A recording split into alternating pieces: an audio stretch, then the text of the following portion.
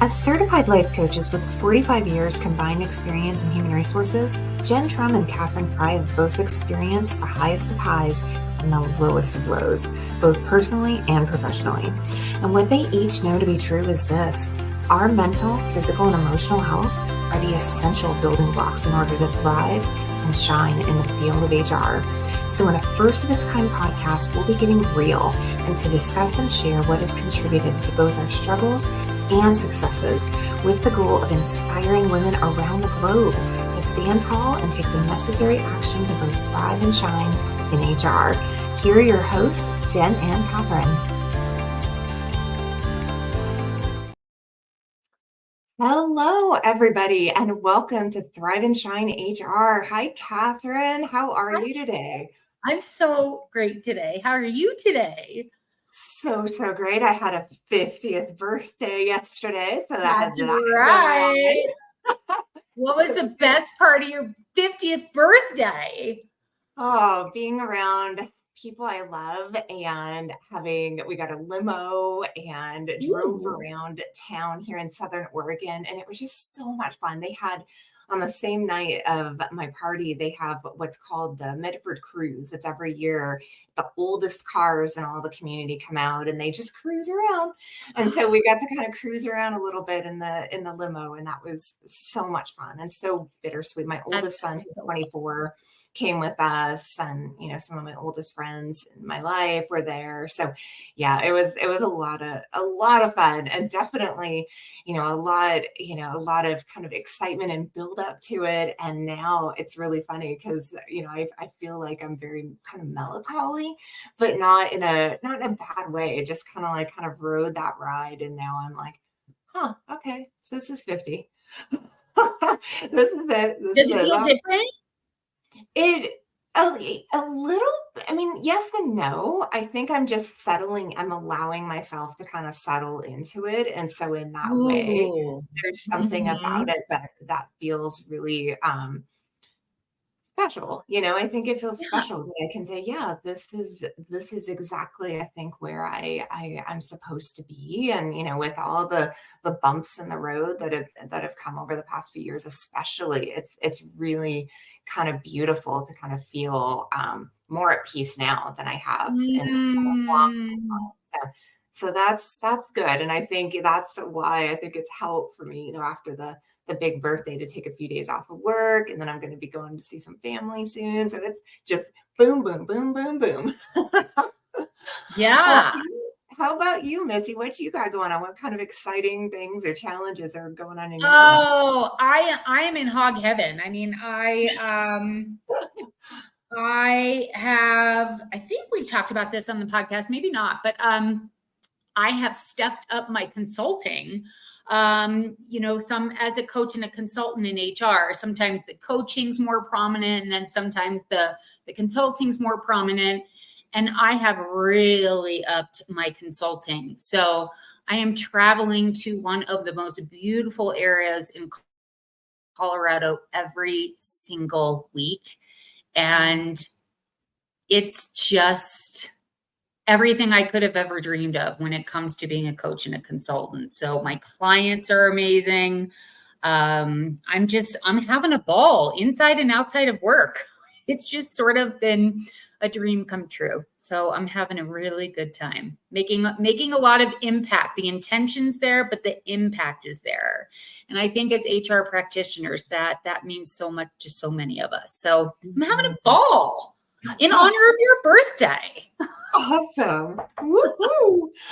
So that's, such a good lead into today's episode. I mean, we are now 20 episodes in. Talk about having a ball, talk about, reflecting back, which I was doing. I took a little hike today, taking the day off. And I love that. And as I took this hike, I was just reflecting back on, the time that we have really kind of built, this podcast and these conversations. And, as we come into today is a really good meaty one. So today's topic, or today's title, is No More Us Versus Them: How HR Can Break Down Barriers That Work. Katherine, you and I both know that what we see and what we experience constantly within human resources are divisions.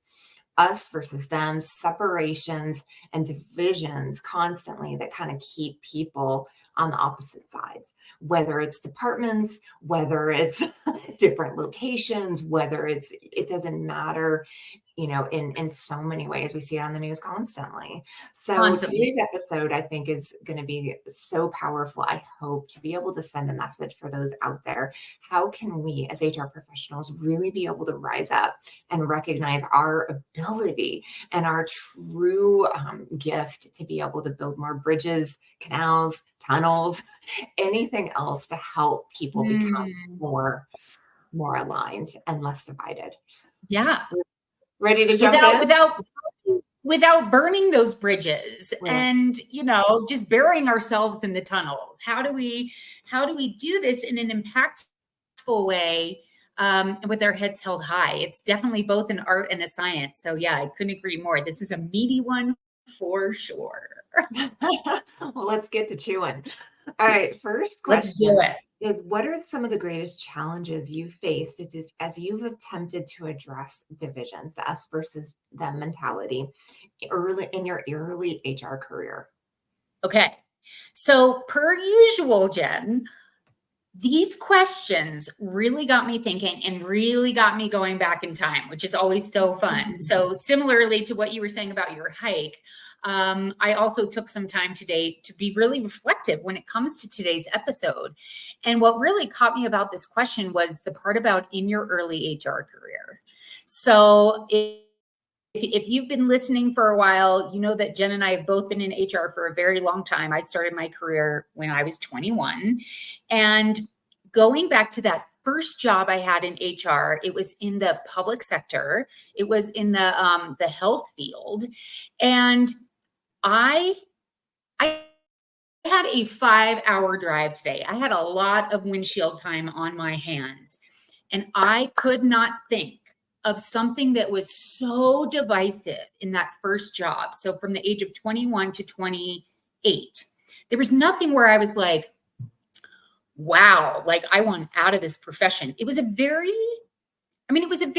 healthy employer that attracted healthy employees, both physically, mentally, and emotionally. So the trifecta. What really stood out for me when I thought about this was the divisiveness between this is literally what came up for me. Our divisiveness between our El Salvadorian population and our Mexican population.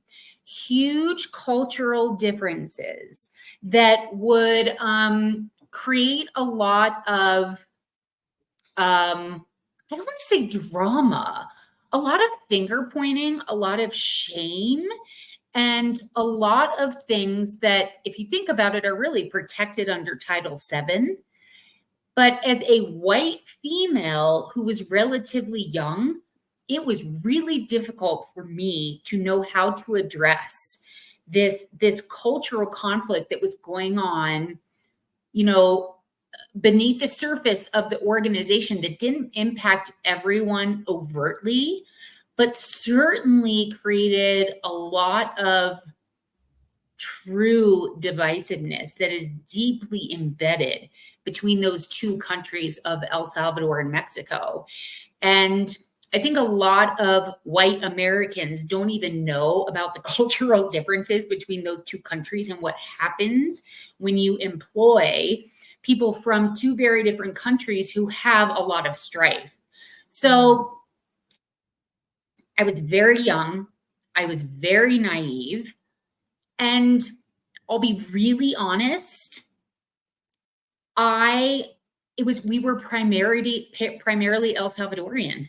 And because there was so much conflict, ultimately the El Salvadorians pushed out the Mexicans in the workplace, and we were white and El Salvadorian. So I had not thought about that in almost 30 years. So it was really interesting to walk down that road and be really honest with myself. And just looking back in hindsight, would I have done things differently? Yes. But did I know any better at the time? No, I was in my 20s. So an interesting one to start off with, but that is quite literally what came up for me as I was reflecting on this topic today. What about Wow. you?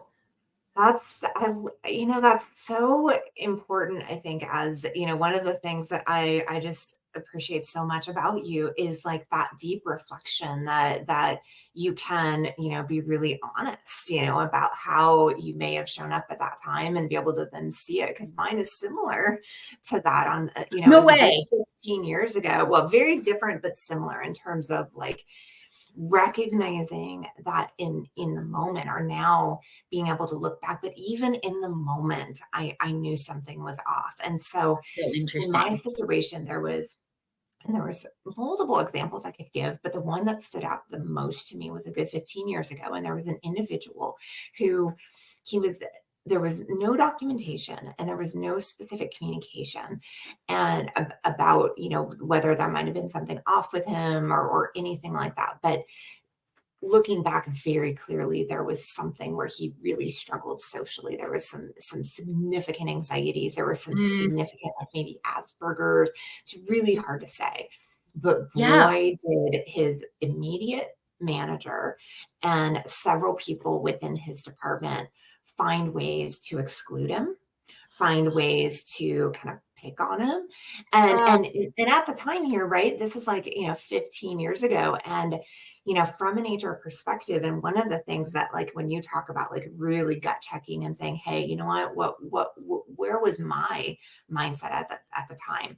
And it's like, it's so interesting because as I like really think about it at the time, I'm so kind of stuck in a mode of wanting to, you know, be able to please others, to be able to kind of move up the ranks and make sure that I don't compromise my role and my position and my, comp and all of that. And so deep down, you kind of do not feel right about behaviors, actions, circumstances that may not quite sit right with the spidey senses.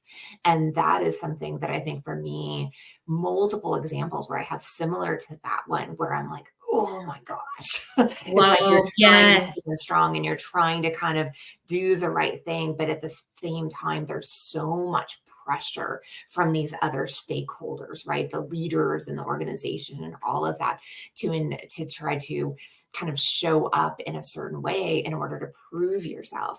And so I think when it comes to like us versus them dynamics, boy, is it really interesting. And that's really why I put that early in the career, because it's so interesting to kind of now see the progression of how far that has come from Oh, that fear of not being able to speak up, stand out, speak that truth around what actually didn't feel quite right at that time. So I love your example and I love kind of piggybacking on it, because I think so many of us have something similar where we know deep down there's like this knowing.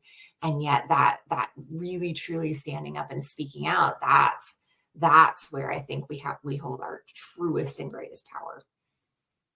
100%.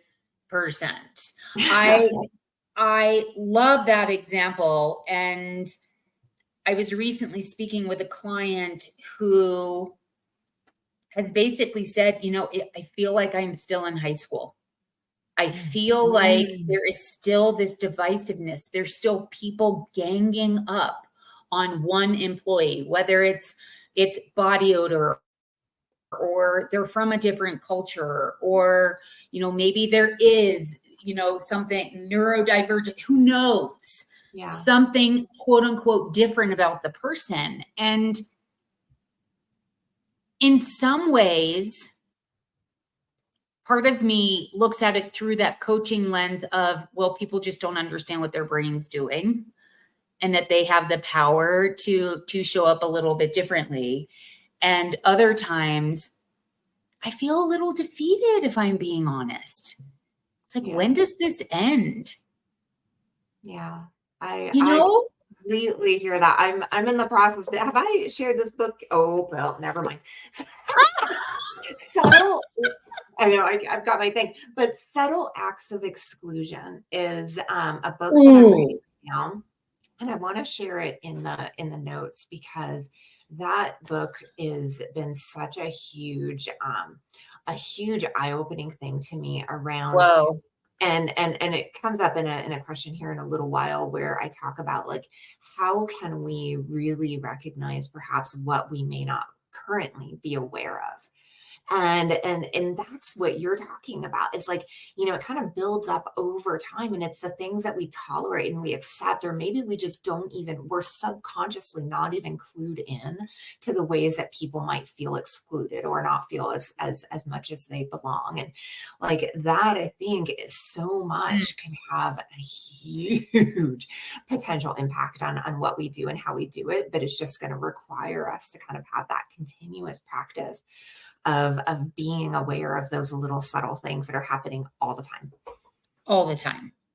All the time. I love that. Subtle acts of exclusion. Yep, subtle acts of exclusion. I'll share a link to that and be able to kind of put Please, a I a mean, I simple. already wrote it down because I'm not going to be able to wait until this is posted and live. I'm going to dive into that book tonight. Thank you. That's You're incredible. so welcome. Yeah, Tiffany, Jana, and Michael Barron, and it's an Awesome. incredible book. It really basically takes the idea of microaggressions. It makes it so much more human. Right. And I think part of why microaggressions tends to be so difficult for people to be able to kind of, compress and talk about is because, there tends to be such a divisional kind of aspect of it. It's very us and them. And I think, within, this book and other ways, if we can kind of find ways to soften this stuff and Right. then be able to present it in a way that kind of helps people open up a little bit more. I think that Right. is truly the way forward. Right. Right. Okay. We ready for question 2? I'm so ready. All right. Share a specific moment where you realized an us versus them mentality might have been holding you and or your team back. I mean, this came up so fast for me as I read that question. It was my long, multiple year struggle with the old boys club. And yes, spicy. Newsflash. I don't know if this is worldwide, but with a lot of my clients who are worldwide, the old boys club is alive and well. Mm-hmm. And how do you bring that to light in an organization if it's deeply embedded in the culture? How do you address it? And do you sweep it under the rug to save your job? Or do you stand tall in such a firm way that you risk your job? I mean, obviously, those are two totally different ends of the spectrum. And for almost 5 years, I chose sweep it under the rug, because this was absolutely happening in my organization. I finally reached a point where I stood tall and said, not anymore, because I actually had Colorado law behind me. Colorado passed a new law, Equal Pay for Equal Work Act in 2021, which helped me stand a little bit taller. And yet I still left the organization. So I did not know how to fix what I thought was unconscious bias. So what you were, with microaggressions, I think kind of going back to that, but certainly addressing it under the umbrella of this question.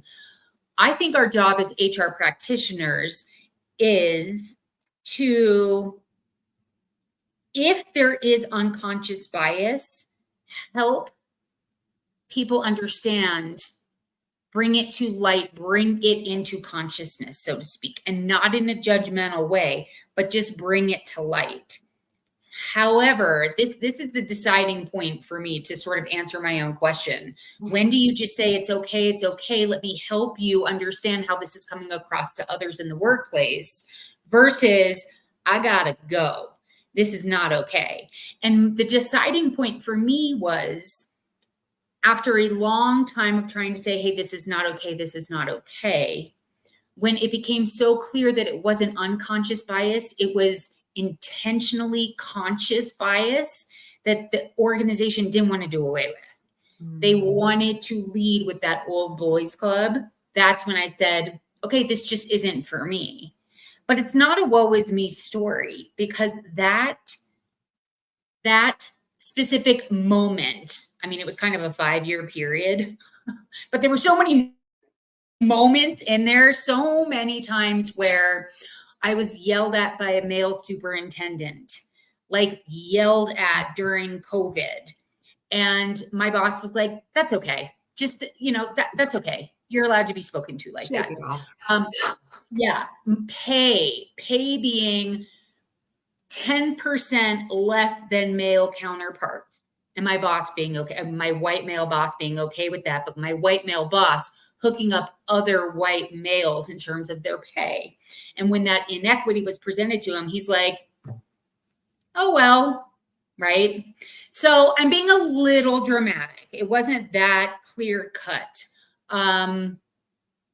So for me, whether it's a microaggression, whether it's something that egregious and that illegal, I think that's what makes this topic so chunky and so good, because it happens at both of those ends of the spectrum and everywhere in between.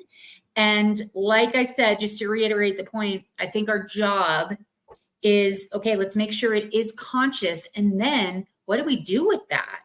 Is somebody really remorseful, or, oh my gosh, I have never known that when I call a woman a strong personality, that's a microaggression, because it never occurred to me I don't call a man a strong personality. Like if somebody is very regretful and remorseful, to me, they're a part of the solution. And I've met men like that. Mm-hmm. One of my clients is a male who was like, hey, can you help me address some gender issues going on in the workplace? And I was like, hi, man, let me come work with you. Yes, yes, yes, all day long. So in some ways, I want to make sure that we don't come across as like a woe is me when it comes to the us versus them. I think it's actually a really good thing when we see it and we can do something about it. Boy, did I go in 600 million directions all over the place, zigzag. And I don't even know if I gave a specific example. No, you did. You absolutely did, especially with the progression of, that work environment and knowing kind of what was really holding you back, and recognizing that and knowing like at what point you have to make a different choice. Right. And that I think is so hard for so many, right? As where Oh, is yeah. that line to then recognize that you've now kind of, yeah, I don't know where I was going with that, but having that point where you know that it's just not going to change. Because I think one of the things, as you were talking about, that I've been in that situation lots of times, and it's Which like, is so sad. it's so sad. And the thing that happens is you will get the lip service, you will get the awareness or the acknowledgement, and then will it stick? Will it then be something that'll go right back to where it was before? And if so, didn't we have that conversation? Right. Oh my And gosh, so like yes. that to me is where it really, like you had said, it starts going from the unintentional unconscious, then yeah, we can't now make any more excuses, right? And so that is the gut check that I think we all have just such a hard time to do sometimes, and that we can see in our workplaces and in our other relationships. That shows up all over the place. So I think it's not it's not a bad thing. It doesn't make us wrong. It doesn't make anybody wrong or bad. I think it's part of the process, and part of that process has to be kind of that continual like check-in around, is this something that is moving? Is that dial moving? Is it not moving? And so my example is actually when a year ago, coming into where I'm at the co-op, they have been unionized now for 12 years. And so 12 years of unionization. And when they first got unionized, it was super contentious. So I'm not sure if I've shared that before, but so contentious where people were blows about stuff. And this happens, right? Like union environments are very typically and known for being pretty contentious environments. And so my very first day was, a union vote that didn't go so well. Oh my And from gosh, the your very first day. first day, it was a failed union vote.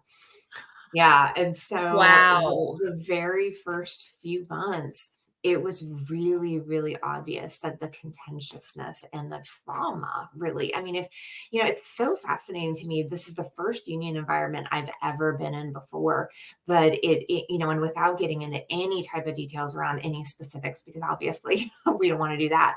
But the idea that, sometimes these types of things can just build over time. And the more that people are kind of on this side and we're on that side, and then we've got our delegated meetings once a month that tend to be, you know, very formalized, you start to lose the humanity in it. So as I then started within this role, my very first meetings, I was quiet. I was very, very quiet, and that's very unusual for me. And it's really something that it was hard for me to do. And I did that for the first few months. And then when, we started to kind of make some progress, when, my boss was hired, and then they ended up now have a new union president.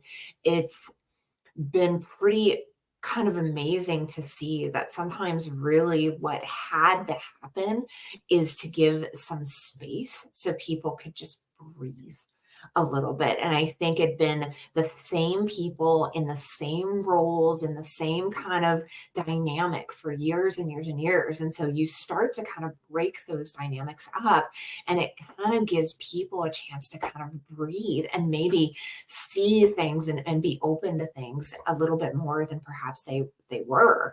And so that's really, I think, one of the things that I've noticed. And I think that I'm really very like awestruck in a lot of ways in these types of dynamics that we see so often in workplaces, because when we've gotten locked in, and that locked in can happen, how can we kind of help give a little bit of natural and open space to kind of help free that up a little bit? And it's kind of miraculous what that can do. Completely agree.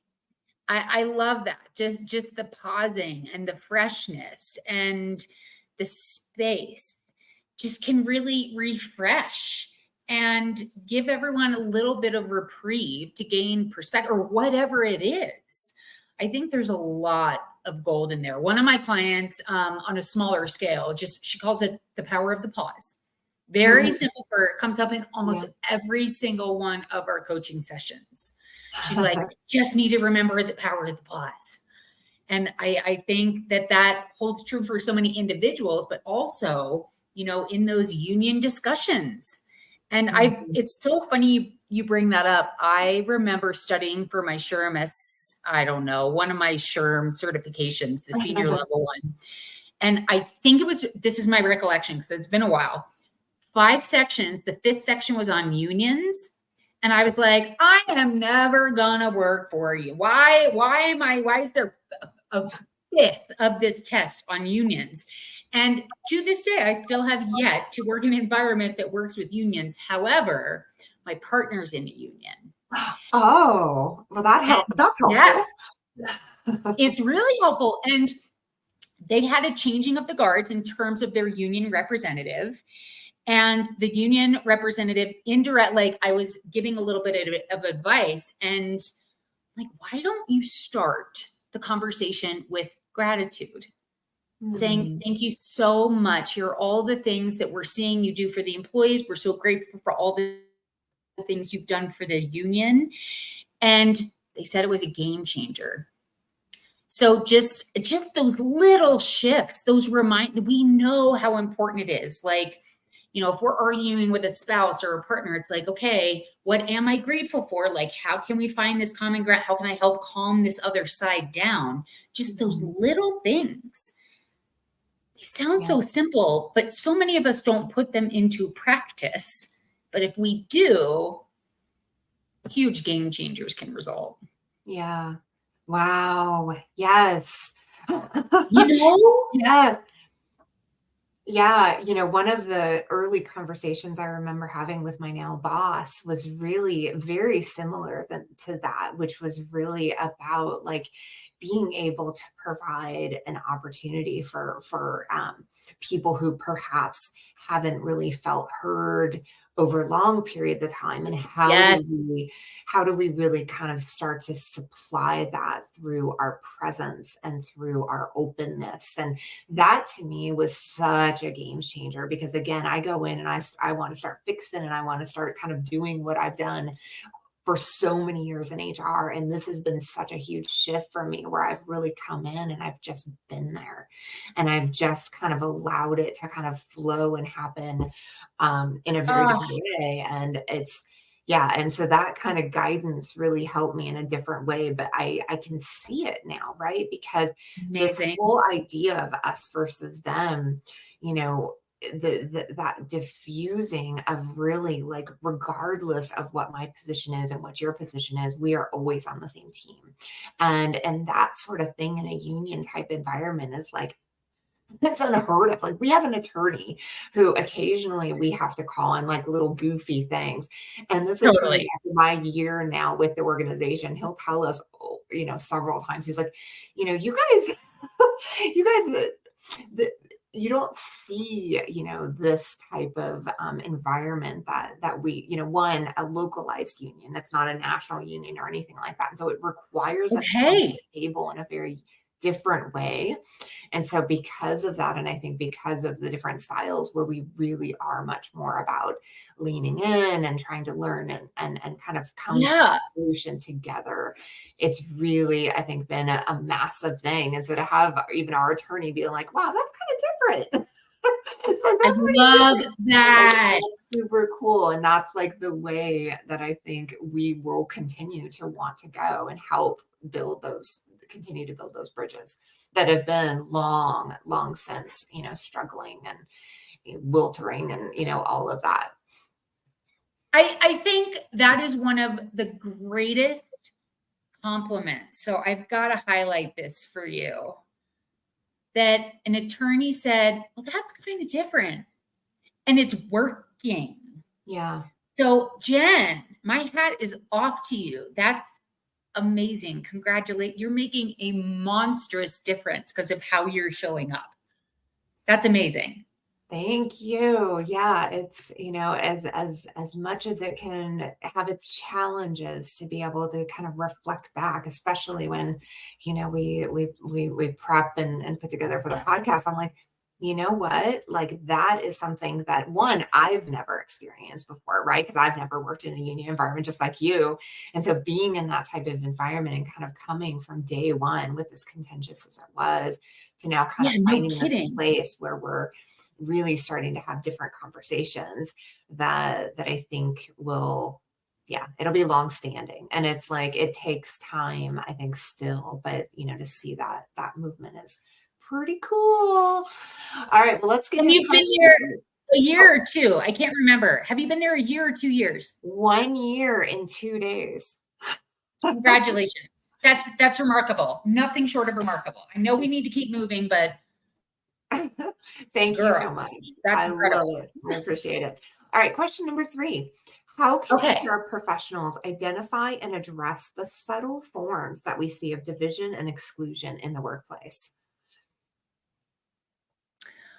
I am actually, so HR Empower Hour is on this tomorrow. It's on this topic. I'm actually leading a very similar topic for one of my consulting clients on this on Wednesday. And while running the risk of sort of putting ideas in people's heads, right? I still think it's really important to identify what we mean by divisiveness or exclusion. Mhm. So in our case, I put this, of course, I'm doing a little PowerPoint presentation and I'm like, okay, is it the board versus the directors? Is it directors versus staff? Is it field staff versus office staff? Is it exempt versus non-exempt? Is it wealthy customers versus locals? What exactly is it where there is divisiveness in our community, in our organization, that is creating a negative outcome? So one thing I haven't put on there, which I'm always doing these like final changes at the last minute for whatever reason, my brain works really well at the last minute. I'm going to do some microaggressions as well, because I kept it very high level, but I want to break it down into some microaggressions as well. And for me, and then by the way, we use a software called Mentimeter. I don't know if I've ever talked about the software on the podcast. I don't think Not so.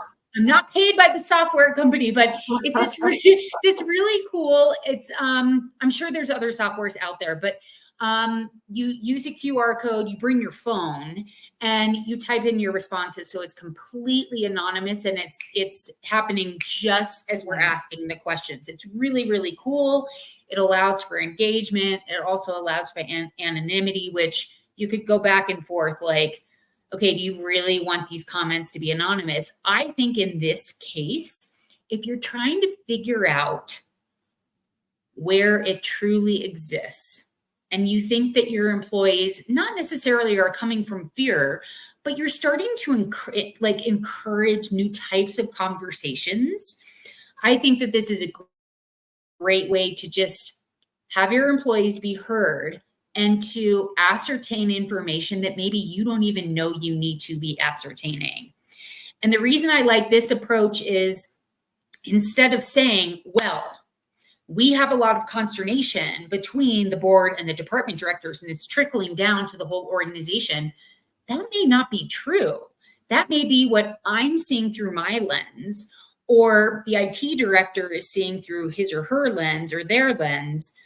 But why not just ask the staff like what they're truly experiencing? So you're not addressing an issue over here.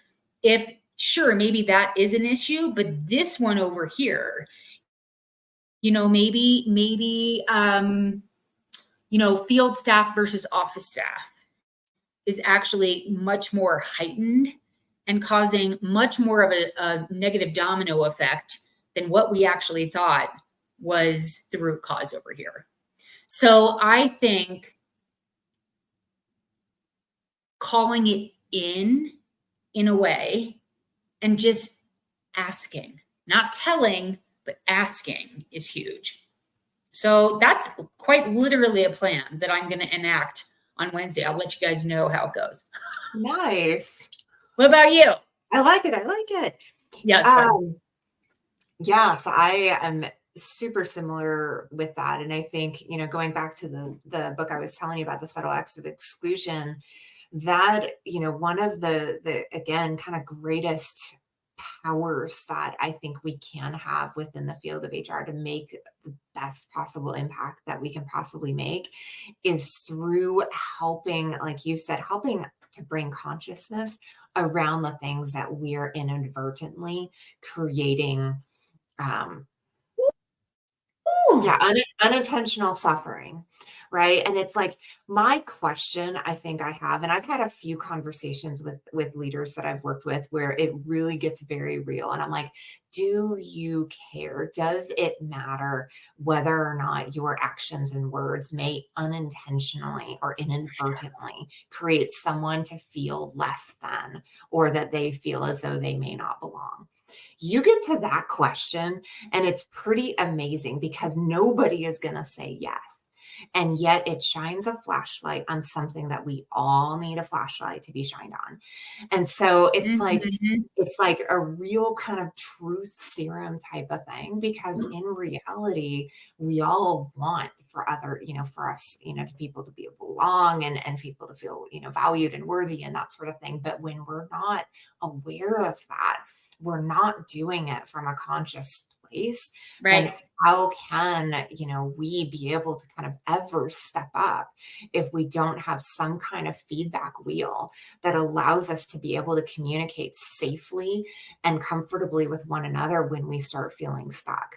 Right. And that wheel, meaning of being able to kind of call out the facts, call out the truth, call out the data, and then be able to say, hey, and you know what, here is the story I'm making up. Here is the narrative. Here is what's playing in my mind. And you can do this individually and you can do it collectively. But by doing that, because it can be an us and they type of thing, and it's the same type all of day thing. long. but calling it out and really then making sure that we're all like gut checked from that place, that Mhm. we all have the same intention, that we want everyone to feel safe. We want all to feel like they belong, and then kind of being able to, from that place, address the truths that need to be addressed. And so it's Absolutely. not it's not like easier. I think it's definitely sometimes harder to have to kind of take that time to maybe really kind of assess it from kind of where it might be really sitting. But for me, that's kind of the direction that I'm going, and what I've really been finding, especially over the last few months and some of the work situations that I've had, that has made a really big impact. Because that awareness piece, like you had said, like how do you help kind of get that awareness? And I think sometimes it's really just helping to bring in the humanity, helping to bring in Mm, kind of that humanness of it, and then helping to kind of shine a light on it in as compassionate and kind way as possible, which is not always easy. right. It's not always easy, but when you can do it, man, like the light bulbs that I have seen go off when you can get to that place. And I know that you've seen that too through coaching. It's like, wow, okay, there is a possibility to kind of be open to maybe a different perspective that I wasn't so aware of, maybe even 10 minutes ago. Right, right. And just to add to that, not just of the accused, but of the, and I'm going to use strong words here because this is just what's coming up for me, because I'm flashing back to a time where an employee who was known as a quote unquote complainer came forward with accusations of racial slurs going on in the Mm. workplace. So, that's very much an us versus them. And I think it is HR's responsibility, no matter what your judgment is of the accuser or of the accused, Oh, yeah. both, you really have to lead with curiosity and take everything into consideration and not just educate the accused, but to also educate the accuser of compassion and humility and understanding and unconscious versus conscious bias and Mhm. all of those things. Mhm. Because even though, oh my gosh, I mean, the whole racial slur thing, it ended up coming out of a song. It was a song that somebody was repeating in the workplace. They were quoting a lyric. So is that an actual racial slur, or is it somebody repeating I mean, all of those things. And this is just all in a day's work in HR.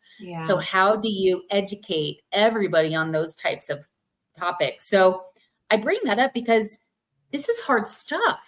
This is not easy. And I think how we address it is the game changer. Yeah. Well, and that's such a good point. I mean, I had just an example of that not too long ago where there was a song with lyrics, and they, had it playing in a back area, and somebody else took Yes. offense to it. And then the Yes. person who was playing the song got defensive because they're like, well, what's the problem? It wasn't about you. Right. And so, yeah, you're absolutely right. Like, if we're really truly wanting to kind of move that dial, we've got to figure out how to address both sides. And you've got to figure out like how 100%. to say, if this matters. And that's the question, right, that we kind of go back to earlier in the episode, because when it comes to like senior leaders and others, there is like a really kind of difficult sometimes realization that it doesn't matter, right? And so as much as maybe we've Yeah, put in our heart and soul, we're going to have to like make that realization that it's not ever going to go there.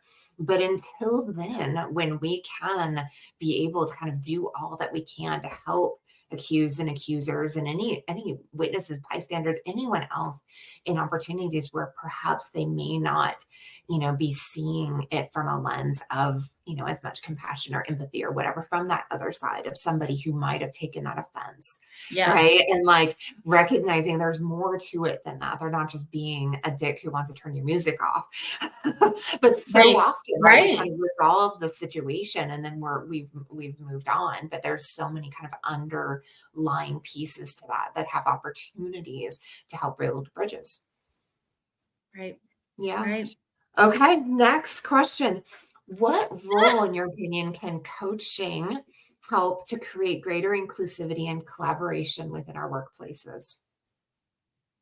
I mean, the greatest lesson I learned from coaching is that curiosity is a skill.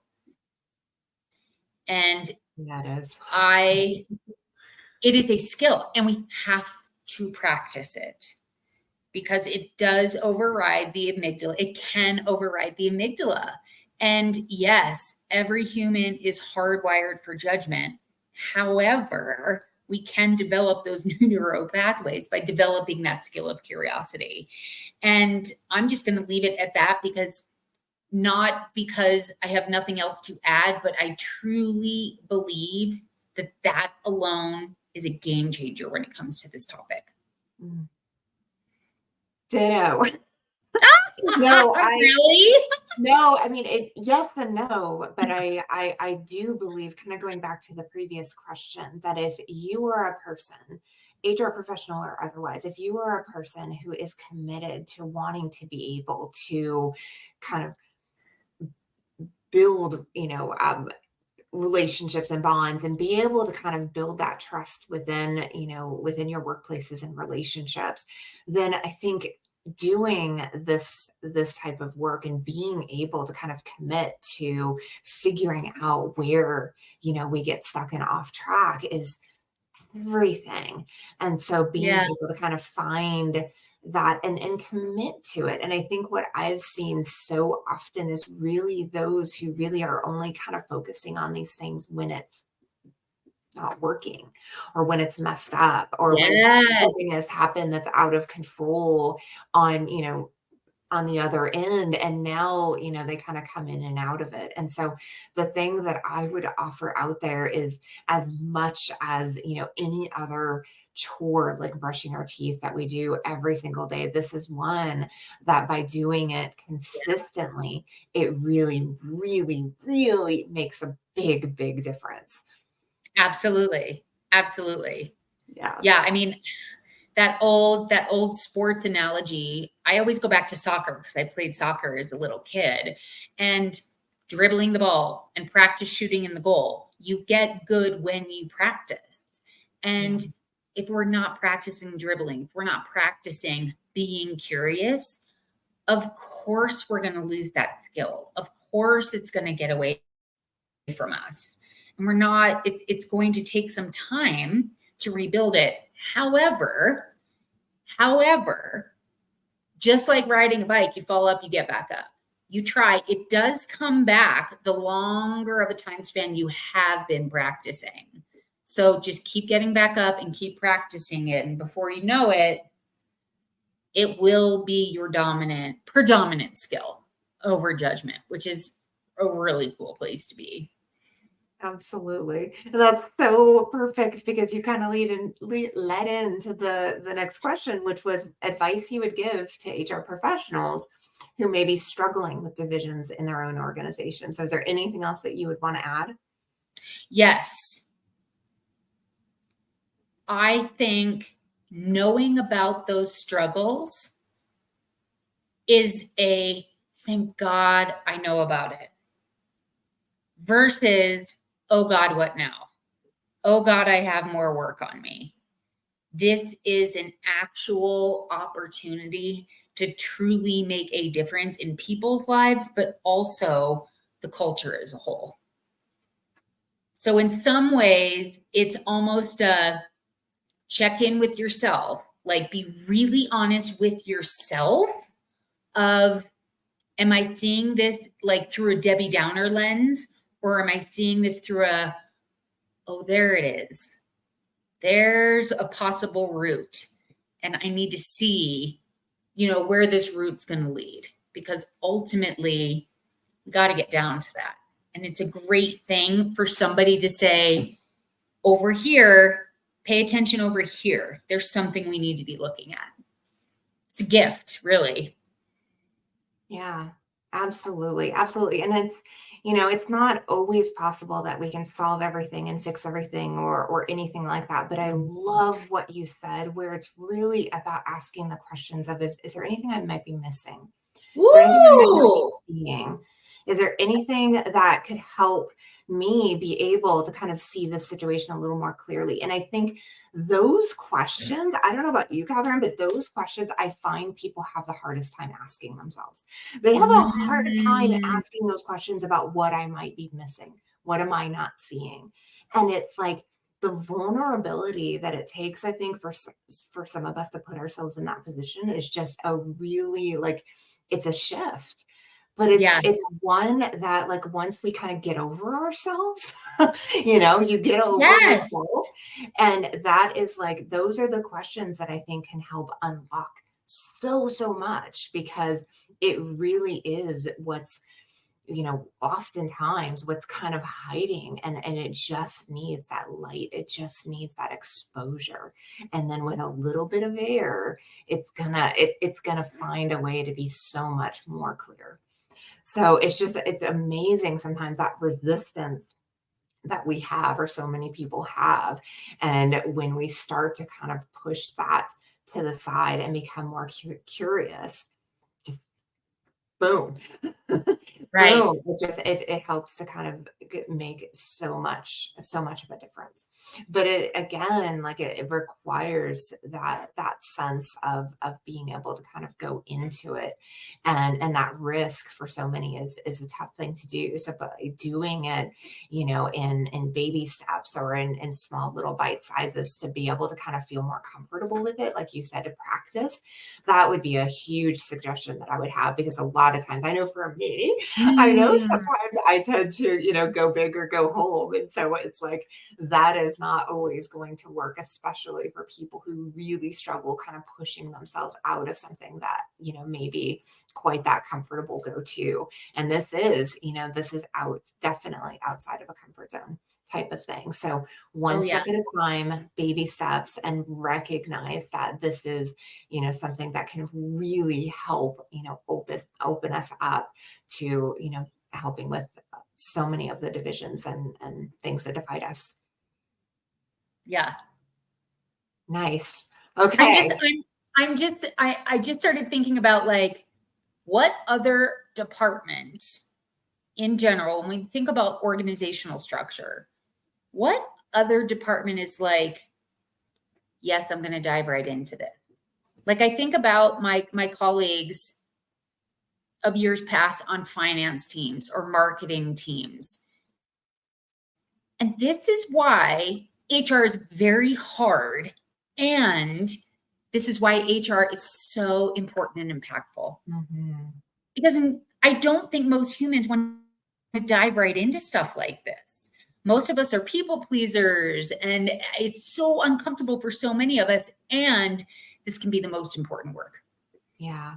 Kind of wild. I don't know why my brain just went there, but it did. No, I love that, and I think you're right, and I think that is, when it comes to the field of HR, if we are willing, if we're able to kind of, push ourselves through these little barriers we have, the rewards, Ooh, the reward is really next level, and so, love I that. offer that really from a true sense of being able to experience something that I didn't know was possible in terms of like that value because I was able to kind of shut my trap for a little bit more, right? And so it's kind of wild how that can come back around, that karma of being willing to like not have all the answers all the time. All Boom. right. Well, let's get There's our some gold last right there. question. What's that? Okay. I said, there's some gold right there. There it is. Okay, well, let's wrap up and say what message of encouragement or hope can you give to anyone out there who might be listening or watching? Ah,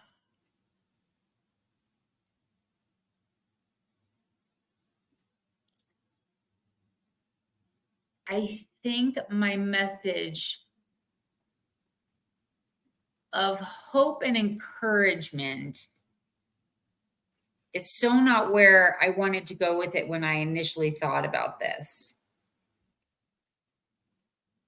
My message is you can do this. if you're having resistance to helping with that divisiveness in your organization, on the other side of that resistance is hope, is this culture and this level of connection that is so needed in this world today. And this isn't Pollyanna.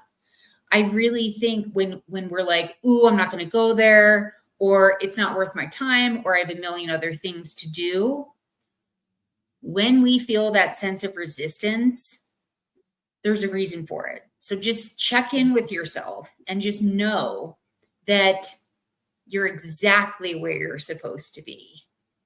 And just realize most often in life, when we're really honest with ourselves, it's not trying to avoid, it's not trying to go around, it's going right through, and it's being super direct.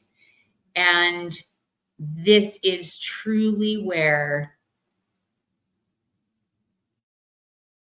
I think so many of us want to help in HR and we want to have that impact.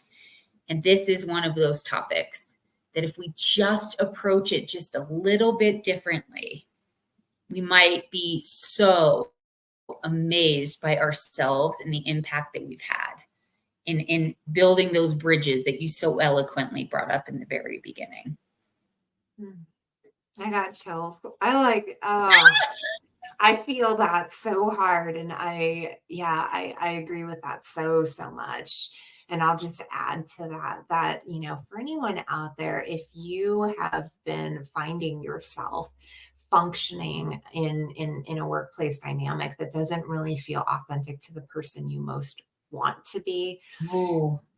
it is such a beautiful place to be able to kind of start from that, when you can really, like you had said, kind of move from that place of resistance, of resisting, the fact that you're not where you may want to be, and having kind of this strife against what is and what's not right now, versus the ability of just allowing yourself to continuously check in with that version of yourself and continuously find ways to kind of tune in.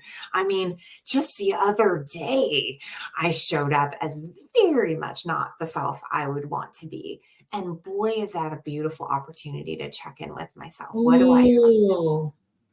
do I have to kind of gain from this experience? These are the types of things that if we have these experiences and we allow them to, if we use them to kind of continue to push us away, or are we going to use these moments to own, take accountability, and continue to lean in and say, but my authentic self is going to be in this direction. And I think that when we can do that and know that sometimes it's going to be a little sloppy and it's going to be a little messy, and we've talked about that quite a bit on this podcast, when we know that and we can continue to kind of show up anyway in that, from that place, you will get there. Like Katherine said, don't give up, because you will get there, but you do have to recognize and kind of find those fine tunings and say, to yourself continuously that it's okay when it's not pretty and when it's messy. And that is part of the journey that we're on.